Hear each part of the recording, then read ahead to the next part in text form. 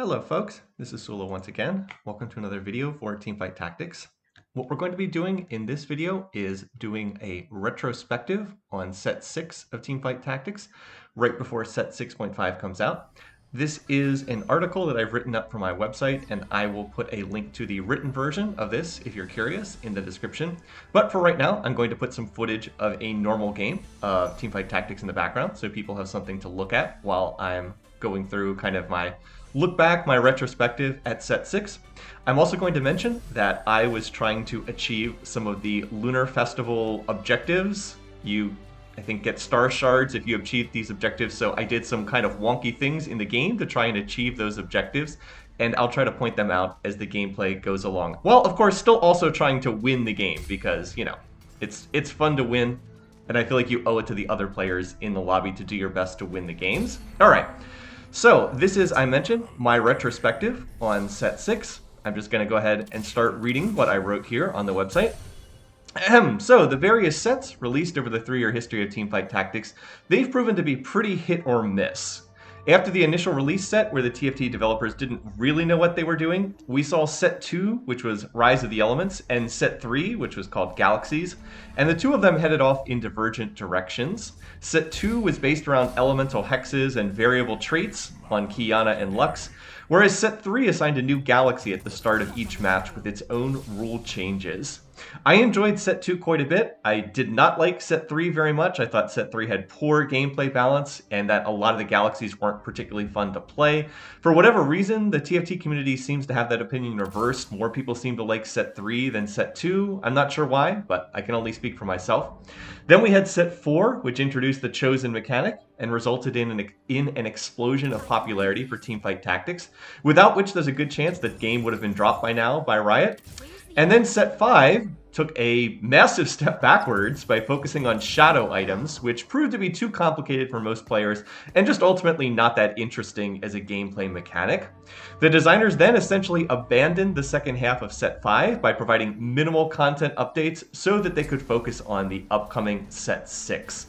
And this led our local Discord group to joke repeatedly that set 6 will save TFT, since the player base was dropping the game in droves due to the unpopularity of set 5. Eventually, set 6 did arrive, and what do you know? Set 6 really did save TFT. The set was officially named Gizmos and Gadgets, which was a pretty bad name choice that everybody just ignored. And set 6 was centered around a new gameplay mechanic called Hextech Augments. Players were offered the choice to pick 3 augments over the course of the game, which would each provide unique benefits for their team. Some augments granted additional ranks of traits, very similar to set 4's Chosen mechanic, or other augments offered various economic benefits, or did all sorts of wacky things to help the team win combat rounds. In this game, you can see I've already picked the Sunfire board, which burns the entire enemy team at the start of combat. So unlike the failed mechanic of the shadow items, the augments were a fantastic addition to the TFT gameplay. They added variation to each match, they rewarded flexibility and player creativity, and they also provided direction and team composition for players. The augments proved to be incredibly popular, and TFT's designers have already stated that they'll be carried over into set 7. This was certainly a better result than what we saw in set 5, where the shadow items were completely discarded for the mid-set update. So with set 6 drawing to a close, I'm going to provide my traditional retrospective and take a look back at what worked and what didn't work in this set. This was arguably the best set of TFT ever produced, so my comments will mostly be positive in nature. Before digging into the details of this set, however, I'd like to start by providing a more theoretical framework on the philosophy used to design TFT gameplay. Set 6 and earlier set 4 used a design philosophy that I would argue was better suited to TFT's gameplay, while set 5 and earlier set 3 were fundamentally using the wrong approach for this style of game. So let's dig into that in a bit more detail, shall we? I'm going to organize this under the heading of optimization versus variation, and I'll explain what that means in a second. So for any sort of competitive enterprise, players are going to work to get better over time and refine their approach to develop better tactics and strategies. This could be a traditional game like chess, it could be a video game like Teamfight Tactics, it could be something random like competitive eating, could be anything. If people are competing against one another, they're going to figure out what works and what doesn't work through practice and repetition. As players become really good at a game, and approach mastery of the subject, their efforts will inevitably lead them down one of two paths: optimization or variation. Optimization gameplay refers to trying to do everything as perfectly as possible to achieve the best possible outcome. Trying to get the highest score possible is an optimization exercise. And similarly, so is what the speedrunning community does, trying to complete a game in the fastest possible time. Those are both examples of optimization gameplay. Optimization efforts are typically based around figuring out the best possible path and then replaying that same path over and over and over and over again to identify and then remove the most marginal errors. Now, this can be a lot of fun, and there's always a bunch of people who enjoy these optimization puzzles. At Realms Beyond, T-Hawk loves optimization exercises, and he's written about a bunch of them on his website. He's tried to win the fastest possible victories in Civilization 5. He's tried to max out the scoring in things like pinball and terraforming Mars. You get the idea. That's the idea behind optimization gameplay. The alternative to optimization exercises in gameplay are variation exercises, or what we've traditionally called variantism at Realms Beyond. Instead of focusing on the most ideal outcome possible, like highest score or fastest finish, variation exercises deliberately explore alternate or suboptimal portions of the gameplay in order to introduce more variety. These would be the kind of challenges where players are trying to conquer the world in Civilization without ever capturing an enemy city, or play through the whole game in Final Fantasy with only a single character using a single class. Now, obviously, this is what appeals to me, and I've spent innumerable hours exploring these kind of zany variants through introducing extra challenge or deliberately ignoring the strongest options in favor of underpowered stuff. So that would be an example of variation gameplay. You're not trying to find the strongest possible option, you're trying to do deliberately kind of weird or crazy stuff in the hopes of exploring alternate paths in the gameplay. Now, I do want to be clear on one point. Just because variation gameplay appeals to me more personally, that doesn't mean it's inherently better or superior to optimization gameplay.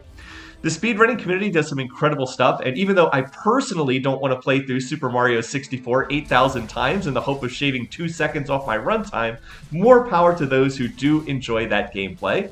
Fun is where you find it, and players should pursue whatever they personally enjoy doing.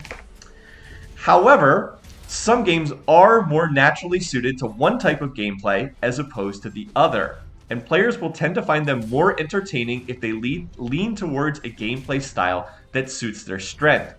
For example, chess is innately geared towards optimization exercises due to the strict rule set that chess uses. There's only 2 players, the board layout and piece movement are always the same, there's perfect knowledge at all times with no hidden information, and so on. That's not to say that chess doesn't have its own variants. In fact, there's tons and tons of chess variants out there, but none of them has ever really caught on and achieved that much popularity. I'm sure they have their following, but let's face it, most people, the overwhelming majority, are playing standard chess. By contrast, Teamfight Tactics naturally lends itself towards variation in its gameplay. There are 8 players who are all doing their own thing. The champions that pop up in the shop each round are random, the item components that pop out of the minion rounds are random, and which opponent the player will face each round is also a controlled random result. There's simply too much RNG innately baked into the gameplay of Teamfight Tactics to make optimization efforts bear much fruit. I mean, sure, some players will sit there with a Mobifier guide and try to replicate an exact team composition and an exact item build, but that's not really something you can force consistently or something that's much fun to play long term. Teamfight Tactics naturally lends itself towards variation gameplay, and my argument is that the set design should embrace this rather than fight against it. Therefore, it should come as no surprise that the most successful sets of Teamfight Tactics have been the ones that were built around variation gameplay instead of optimization gameplay.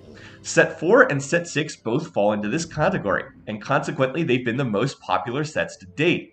Neither of these sets was designed around building the absolute most strongest team composition possible by optimizing the most perfect items for each champion. Quite the opposite, in fact. Both Set 4 and Set 6 presented players with deliberate variations to shake them out of their comfort zone and encourage them to head off in different directions. Set 4 did this with the Chosen mechanic. For example, maybe someone was planning to run Warlords, but then Chosen Ash showed up in the store, and suddenly Elderwood Hunter looked like a better team composition. Of course, Set 6 uses the Augments, which are a larger and more fleshed out version of the Chosen units.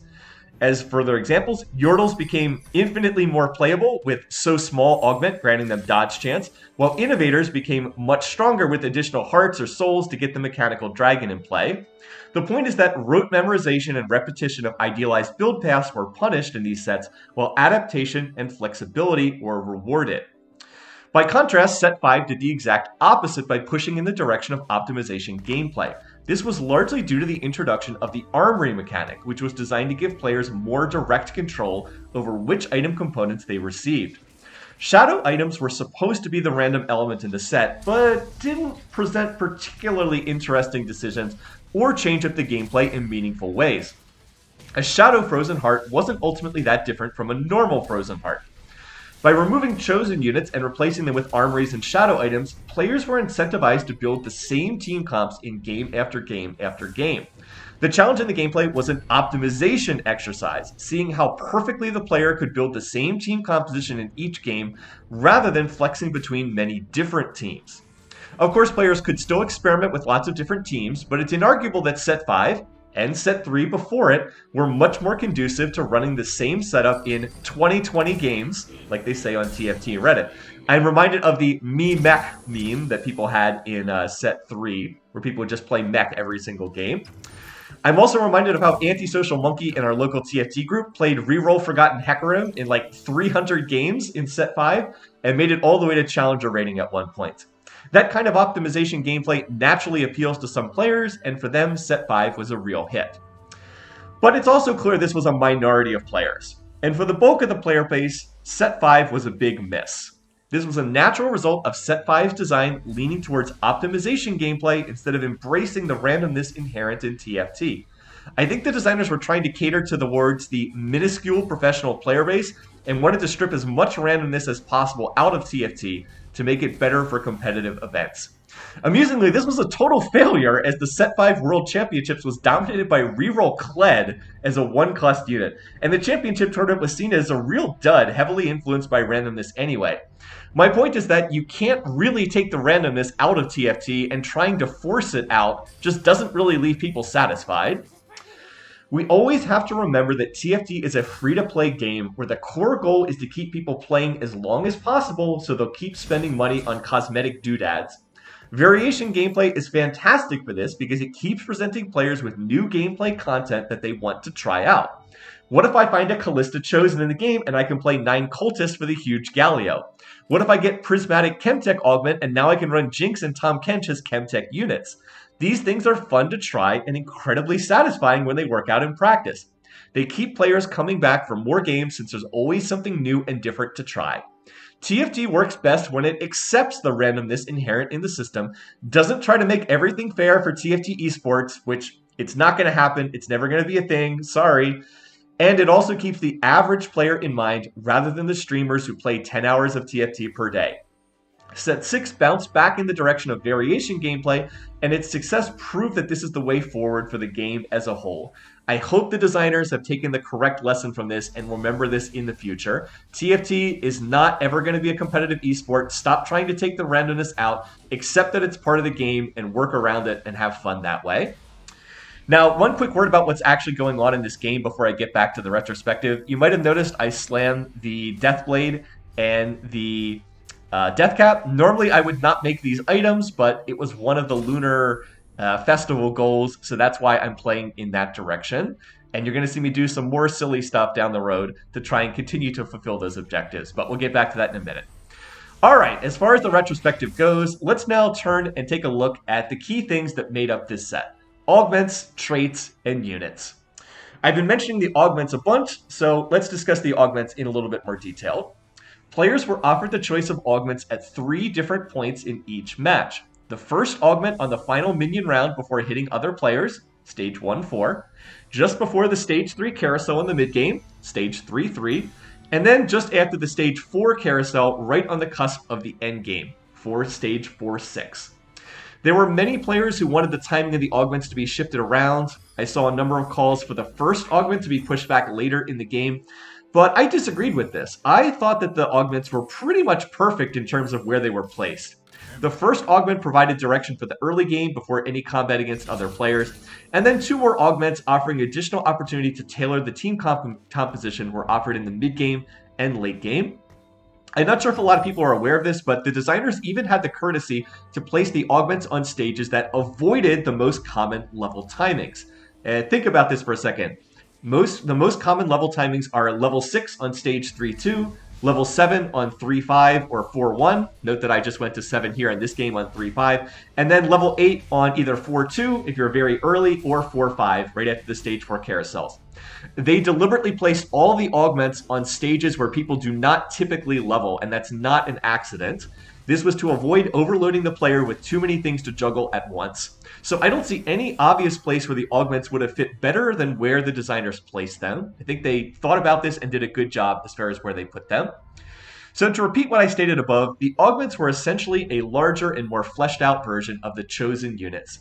Some of the augments were functionally identical to the old chosen mechanics, such as gaining a mutant heart, which would grant 1 additional rank in the mutant trait for free. Every trait had some version of this that granted an additional rank in the trait for free. And there were also rare prismatic augments that could grant multiple ranks of the same trait when they appeared. These would be these souls, for example, Innovator Soul, that gave you 2 additional ranks in the Innovator trait and made it really easy to play the Innovator Dragon. Many of the augments were specifically tailored to individual traits, such as Assassin's Mono-Reaving with the Cutthroat augment, or Arcanist getting a shield at the start of combat through the Runic Shield augment. These augments that were specialized could be extremely powerful, but of course they did nothing if the player wasn't running that particular trait. This immediately opened up the question of, is it worth the gamble of switching into that team composition just to take advantage of the augment, knowing that if you don't hit that team, you're going to be left with a diet augment that does nothing. So the more specific augments were balanced against more general augments, which would always be useful, but typically had less power overall. Things like Celestial Blessing that provided percentage-based healing, or Phony Frontline that added 2 target dummies. I mentioned that in this game I took Sunfire Board, which is a general augment, not as strong as some of the specialized ones, but always will have value no matter what. Augments always appeared at 3 different tiers: silver, gold, or prismatic, with the higher tiers appearing less often and having much more powerful benefits. Prismatic augment games in particular were pretty wild and not always particularly well balanced. I will mention here, getting a bad choice of prismatic augments could feel just horrible if everybody else got something super strong and you did not hit the prismatic augment. But the first augment was prismatic only 6% of the time, which mitigated against this being too much of the problem. The scarcity of the prismatic stuff kept players coming back to TFT in the hopes of trying out some kind of crazy augment like March of Progress, which granted free XP after every round, or Built Different, where you deliberately tried not to play traits that went together. So yes, the prismatic augments were not always balanced especially well, but I'm still glad they were in the game because they were rare and because they provided that variation which kept people coming back to the gameplay. Again, the goal is to get people to come back to play more games, to make the games fun, not to have everything be 100% perfectly balanced for some kind of esport that's never going to happen in the first place. It's fair to point out here that the augments were another version of something I've often criticized in the past: picking something from a list of choices. If you've been familiar with past retrospectives that I've done, I was critical of the Radiant Armory added in set 5.5, while I've been much more positive regarding the augments in set 6. Why the difference in opinion? I mean, you're picking something from a list in both cases. Well, the key change is that the augments in set 6 provided a much more meaningful decision that legitimately changed the gameplay from match to match in a way that the Radiant Armory did not. The first augment choice in particular shaped the whole rest of the game, and taking something like Knife's Edge, more attack damage from the front for units in the front 2 rows, or Trade Sector, 1 free shop refresh each round, or Rich Get Richer, maximum interest increased from 5 to 7, each one of them could dramatically shift the remainder of the match. You would legitimately be playing a different game if you took some of those augments, from what you would be playing if you took a different augment. The Radiant Army simply did not do this. Players took the item that was best for their team comp, but essentially never rebuilt their comp based on what they received. I mean, I'm sure someone did at some point in time, but let's face it, people really didn't rebuild their entire team just based on what item that they got in the Radiant Armory. The Radiant Army also arrived too late in the game, at the end of Stage 3, in comparison with the first augment, which was present before the first PvP round. To make another comparison to an earlier set, the Galaxy mechanic in set 3 legitimately did change up the gameplay from match to match. But the Galaxy mechanic had the huge problem of removing all player agency from the decision. Some galaxies benefited reroll team comps, some were geared towards lengthy matches featuring the legendary endgame units. However, players had absolutely no control over what appeared. And this was the fundamental problem with the galaxy mechanic. No control whatsoever over what galaxy would appear. This was the fatal flaw of set 3. It was fixed by both the chosen units in set 4 and the augments in set 6. Players always had the option to ignore chosen units or the offered augments in set 6 in a way that they couldn't escape the altered rules of the galaxy. So it wasn't enough just to create a meaningful, wasn't enough just to change the rules of the game. It was also necessary for the player to have some kind of agency in a decision, which set 3 ultimately lacked. Still, as positive of a development as the augments may have been, set 6 wouldn't have been a success without having good trait and unit design. The TFT developers obviously had way more design time to work on set 6 as compared with set 5, and came up with significantly better iterations of both the traits and the units. Gone were the heavy vertical scaling traits from set 5, in which nearly every team played into its own walled-off group of units. Dawnbringers, Hellions, Redeemed, etc. And the late game was endlessly dominated by the cancerous HIV trio of Heimerdinger, Ivern, and Volibear. Set 5 was also heavy on traits that added scaling stat bonuses with nothing else of interest going on. Hellions was about the only core trait that did something unique. I would argue maybe Coven and Dragonslayer as well before they were removed. Set 6 featured much more interesting and better designed traits across the board. Challengers put a novel spin on the standard attack speed trait by adding a reset mechanic, while Arcanists brought back the excellent Dusk trait from set 4.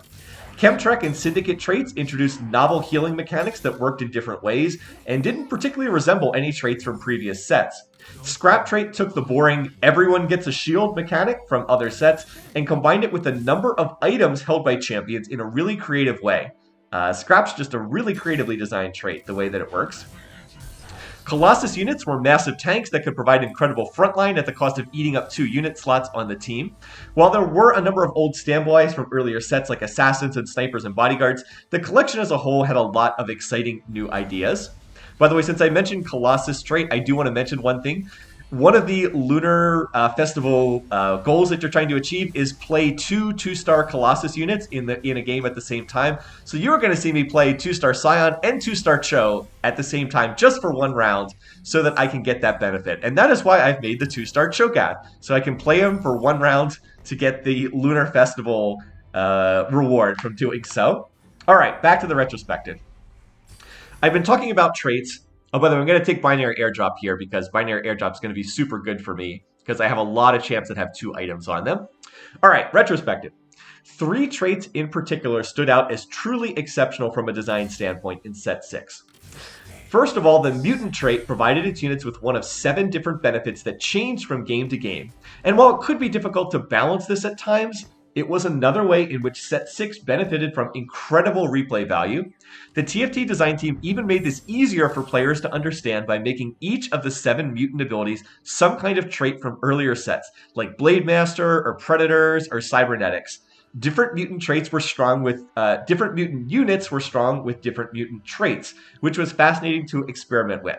For example, Malzahar was really good with the mutant trait that cut mana cost, I believe Synaptic Web or Astronauts from previous sets, whereas Kog'Maw was much better with the Blade Master one that gave him extra chance to hit more than one target on his auto attacks. Next up, there was the Yordle trait, which was another truly unique spin on an economic trait, granting a free Yordle unit on the player's bench following each combat round, while having no in-combat benefit. Players could try to 3-star all the Yordles to unlock the secret Vagar unit, or they could sell the free units for additional income, which is what I did in this game. Yes, the Yordle trait was too strong economically for most of the set, but it was still an amazing idea and tons of fun for players to chase after all those 3-star units. I will note that in particular, lower ELO players love the Yordle's trait, and it's a major reason why this set was so popular. Then finally, there was the best trait of the whole set, Socialite. This is my favorite trait. I would argue it is the best designed trait from set 6. This trait placed a spotlight somewhere on the battlefield map, which granted 3 scaling benefits to any unit that stood in the spotlight. extra damage at Socialite 1, additional mana per second at Socialite 2, and then finally healing for all damage dealt at Socialite 3. The benefits from the Socialite Spotlight were general enough that all carry units could make use of them, and therefore Socialite was always a trait that could potentially be flexed into a team composition. Basically, every single unit could make use of the 3 benefits: extra damage, extra mana per second, extra healing on all damage dealt. Still, the thing that made Socialite the best trait was the fact that the Spotlight's positioning changed from game to game. In each game it might be in a different position, but it would always appear in the same spot for everyone within the same game. So it's going to be in a different spot in every game, but within the same game, everyone's going to get the same spotlight in the same spot. In other words, it brought back a version of the elemental hexes from set 2 and added terrain to the battlefield map to play around. This is something I've been requesting for the last 2 years in my TFT retrospectives. I think it's been something that's been missing ever since set 2, having like a static part of the map that is terrain to play around. I just think that's such a cool idea, and I'm really glad that they brought it back in set 6. The presence of the Socialite Spotlight added so many neat things to the dynamic of positioning units. Is it worthwhile to play a ranged carry if the Spotlight's up in the second row? That's a legit question. Like, you probably don't want to play Jin in the second row, so maybe it's worth to do that if you have the spotlights there, but maybe it's not. Similarly, should I move my carry off the spotlight if other players are targeting it with Zephyrs or Shrouds of Stillness? And of course, these questions were in addition to the basic issue of how many ranks of Socialite to run. Is it worthwhile to go up to Socialite 3, or should you hold at a lesser tier, Socialite 2 or Socialite 1? I can't stress enough what a great design choice this was that helped to provide flavor for the entire set. And yes, there was a period where Socialite 3 was too strong and people were just playing flex carry with Socialite 3, but still, as a design concept, this thing was wonderful, and I'm so glad it was around for this set. I hope they consider doing some kind of variation on this in future sets. All right, enough about traits. Let's continue by discussing units. Or excuse me, actually we need to get back to units in a second. First, I wanted to discuss the traits that didn't really work. And the big failure here was the Imperial trait. It never quite panned out as intended with the concept of the Imperial Tyrant. The designers had to keep buffing the Imperial units as well as the trait itself until eventually they made Imperial overpowered and then reverted back to the previous state. I think the main fault here was more in the unit design, as Imperial was supposed to provide this huge scaling damage bonus, but there were no 4 or 5 cost Imperial units outside of Scion, and Scion was a pure tank, so damage was irrelevant on him. This meant that Samira had to be the carry, and she was inevitably either oppressively strong or more or less useless. It's no surprise that Imperial as a trait was scrapped for the mid-set update. It just didn't really work that well. Nothing else was quite as much of a dud, although I'll note that Protector trait also didn't really work as intended. Protector was only useful in a single reroll team composition, the Cogmal reroll, and it proved hard to balance, several times becoming far too strong, particularly when Protector emblems were placed on units like Cho'Gath. This was another casualty of the mid-set update, which wasn't terribly missed. Alright, I jumped the gun a second ago, but now let's go ahead and look at the units, and talk about unit design in Set 6. So as for the units, Set 6 once again introduced about 24 genuinely new abilities that players hadn't seen in previous sets. Of course, it also brought back some traits we had seen in some units we had seen in previous sets. Every set is defined by its 4-cost and 5-cost champions, which had much more interesting abilities in this set as compared with Set 5. Whether it was Yone's clone, or Urgot's chain gun, or Scion's colossal wind-up swing, which you're seeing in action here in this gameplay footage, these units had memorable abilities with strengths and weaknesses that could be played around. I singled out the legendary units in Set 5 in my Set 5 retrospective as having unusually bland abilities. And by contrast, Set 6 delivered on creating powerful and entertaining 5-cost units. Yumi could play into almost any team composition and be effective. Galio was both a massive tank and also a potential off-carry when given items with crit chance. I'm sure people remember Clapio, the crit Galio. Meanwhile, Tahm Kench brought back the concept of unit scaling over time from Ornn in Set 4 with his hilarious ability to devour other units to gain stats. Powering up Tahm Kench could be a tough decision due to the cost of feeding him all those units. It was very expensive to feed Tahm Kench, but it had the potential to be an amazing carry if you could get 2-star Tahm Kench and feed him enough units to get a bunch of stats, and Tahm could also farm gold and item components for the team. My vote for best design unit in the set was Jace. due to his flexibility of having both ranged and melee forms. Jace could be an amazing frontline tank if you itemized him that way, or he could be played as a trait bot for his Enforcer ability and his acceleration gate, or he could also be played as a ranged carry in his own right from the backline if you gave him AD items. Jace was a unit that could play into many team compositions and always felt great to have, while also not being oppressively overpowered for the majority of the set. In this particular game that you're watching right now, I am playing Jace because, there was another Lunar Festival objective that involved playing Jace. You had to play him in both melee form and ranged form in the same game. I played him in melee form in one round, and now he's going to be permanently in the back row where I can make better use of him. So I think that Jace was the best designed unit from this particular set. So just to wrap things up with the other side of the ledger, we do need to note which units I think were the worst designed in set 6. I would argue that the worst designed unit in set 6 was Akali. She constantly dashed around the map trying to execute targets and would always have innate healing thanks to running the Syndicate trait. If you're running Akali, you're going to be running Syndicate, let's face it. So she's always going to have the innate Omni-Vamp. In practical terms, this meant that fights with Akali turned into massive RNG fests, where she might dash into a skill shot and die instantly, or she could alternately dodge everything, and then heal her way back from near death over and over and over again, while killing the whole enemy team. Akali moved much too quickly for positioning to mean anything, and these battles were basically dumb luck. Not ideal for a strategy game. Outside of Akali, so I would argue Akali was the worst designed unit, just too innately random based. You couldn't position around her. Whether she killed everything or just died instantly was mostly pure RNG. Just not a well-designed unit. So I'm glad she's gone for set 6.5, but now we have Zeri, who's pretty much just as bad, so nah. Outside of Akali, I don't think Fiora ever quite found her place in this set either. She was typically used as the unit who received leftover items when Yone was fully itemized in a challenger comp. I know that some people like Fiora, but I don't think she ever really quite fit as a 5-cost unit. Or excuse me, a 4-cost unit. I also have to list Jana here, and not for the reason you might think. It wasn't that Jana failed to find her place in the set. It was actually the exact opposite. Jana was way too good in this set. She was played in virtually every single team. Jana had Enchanter trait, and Scholar trait, and Scrap trait, which made her viable in almost every team composition imaginable. She was a major reason why there was so much healing in set 6, and a reason why Morelos was so important to have in this set. Basically, Jana was just too good. She made too many traits. In this particular game, she is making all 3 of her traits for me, Enchanter and Scrap and Scholar. Just way too good of a unit. So even though I love this unit, I think they were right to take her out because she was just way, way, way too good.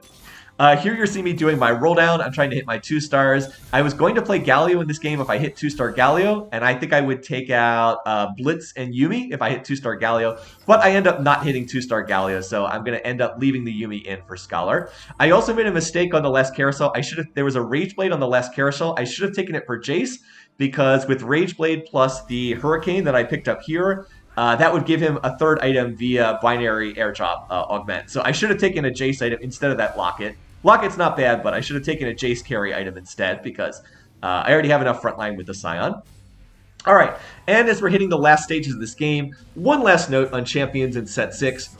The design team decided to use the base unit artwork from League of Legends for most of the champions, and I thought this was a huge help in terms of visual clarity. I've written before about how set 3, Galaxies, it was difficult to play the set because the artwork was very confusing. Set 3 fell into the trap of every single unit being futuristic champion with sword or gun, and it made all the units look identical in the shop. I mean, I've posted some artwork of this on my website, but you go back and look at the units from set 3, they all look the same in terms of their artwork.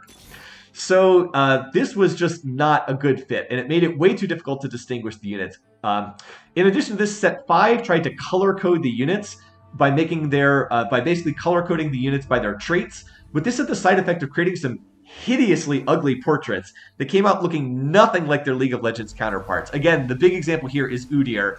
Udyr in set 5 just looked nothing like Udyr from League of Legends, and honestly, he just looked as ugly as it's possible to be.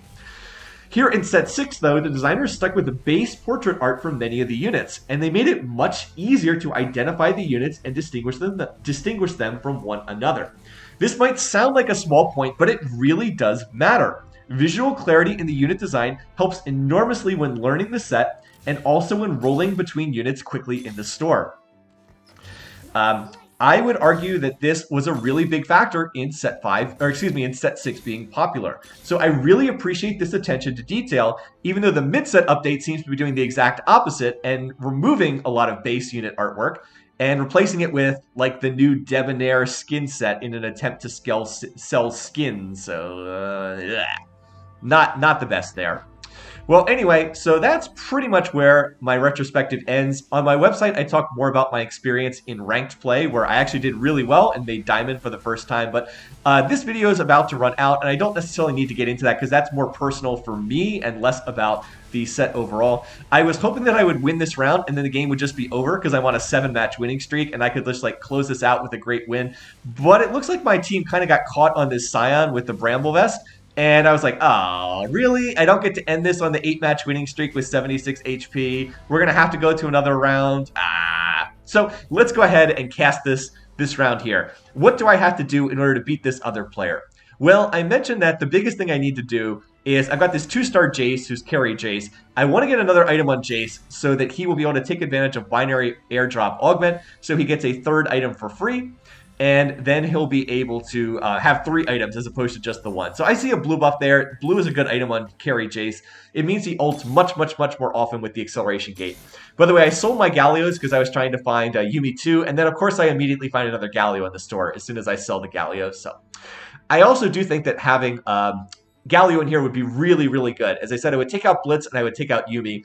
And that would actually be really good because my biggest issue is backline access with this team comp. I need to get on that Jhin, who's in Imperial Jhin. And I'm having a little trouble reaching that unit. So I'm going to slide over here. Jace has rolled Hand of Justice for his 3rd item. That's pretty nice.